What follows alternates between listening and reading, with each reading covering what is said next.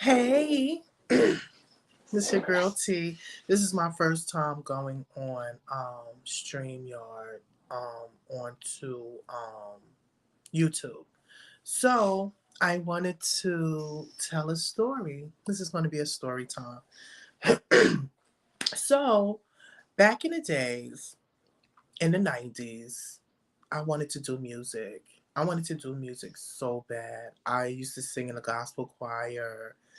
I love anything dealing with music. And when I was in junior high school back in Brownsville, I went to 275. If anybody know about 275, um, we had a rap group come to our school in the 80s, and it was Big Daddy Kane, and Scoop and Scrap, and they had other people there, but it was something about Big Daddy Kane. He just gave, it was just this glow, and he was just the man. Everybody loved him. We was hollering and screaming him, and I always hoped that one day I would meet him, but not knowing that I would meet him a few years later. So I always wanted to be in the industry. So I tried my best to find ways to get in the industry. I started working with Video Music Box and Video Music Box with Crazy Sam. So Crazy Sam, we were the original internet social media. We were the ones that was going around, putting up music, putting up posters, giving out cassette tapes. We was all at parties. We was social media. I mean, we was on the trains, the buses. I really enjoyed it.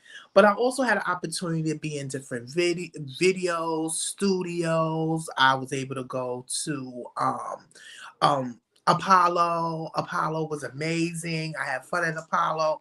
We really did a lot of stuff. Although it was very chaotic and had its ups and downs because Crazy Sam was ridiculous sometimes. But we learned a lot. And Ralph McDaniels didn't really pay attention because he was the man. He was the man that was in charge of Video Music Box. So we was like the side people. So we would just see him once in a blue moon, but we were definitely the street team. That's what they call the street team. But I had an opportunity to go into the studio. And I went with some girls that was affiliated, during that time with the Video Music Box and also different outlets of getting in the game of music. And I was with some young ladies, and we was in there with the late Apache. Big Daddy Kane was there. I couldn't believe it.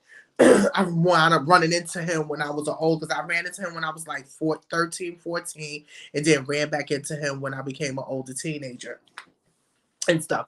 So he wound up being there, and I was there with these other girls, and they was in their studio section. I'm so young, dumb, naive. I didn't even know that I was actually being recruited by the girls, meaning they was trying to get me to be down with them to actually, be a fuck girl. And I didn't even know, but they knew that I was young and dumb, but they was trying to reel me in. And this is what another reason why I'm sharing my stories, because y'all have to watch out, because it be the females that be getting young girls in there, and then they wind up getting abused. Um, Once the session was over, Big Daddy Kane said to me, he was like, "You're coming with me." And I'm looking at him like, "What? Big Daddy Kane?" I'm not, I didn't know, but I was confused, but I didn't understand. But he was like, "You're coming with me. I'm taking you home." And I was like, "What?" And I didn't understand until we got in the car and his limousine, because we was in a limousine. He said, "This is not the industry for you. This is not you. You are a beautiful young lady. Find another career." And I was like, "What?" I'm done, but he was so serious. Like, this is not the career for you. So he must have saw something in me that I didn't see, and he knew that this career was not going to be me, because they knew that they were taking advantage of a lot of young girls or young women during that time. And he dropped me off at the bus stop right across the street from my house. And I told him thank you. And I don't think he will ever probably remember this, but I want to say to him that that Big Daddy Kane, you're a stand-up dude. a stand-up Black man. You're an awesome artist. You never sold yourself short. You always did what you did and did it right. And I respect you for it. Thank you for being the first icon in my life.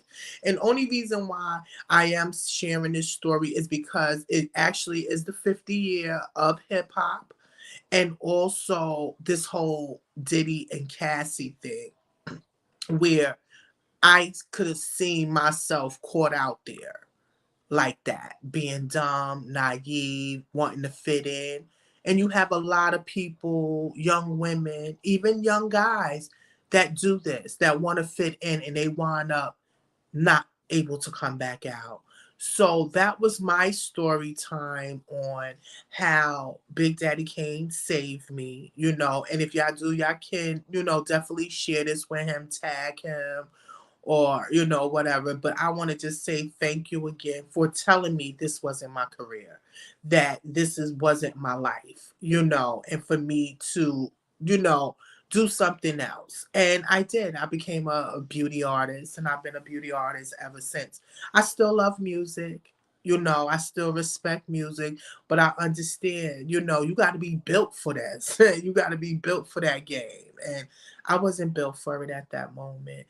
And again, I say to young girls, young men, please watch yourself. Everything that glitter is not gold. If you see that you're being abused by a male or a female, because female gives abuse too, please walk away or try to get out. Don't get in too deep where you have feelings and you feel bad. You can't do that, because your life and your health is is worth more than anything else. So definitely that was my story time of hip hop, and what hip hop, how hip hop changed my life. Again, Big Daddy Kane was my first artist I ever saw on stage in Brownsville back in 87. I think it was 87, 88, telling my age. But yeah, we was the original street team for Ralph McDaniels. We was out there in them streets putting up posters and stuff, and I appreciate that. And definitely make sure you like, subscribe, and see you later. Peace.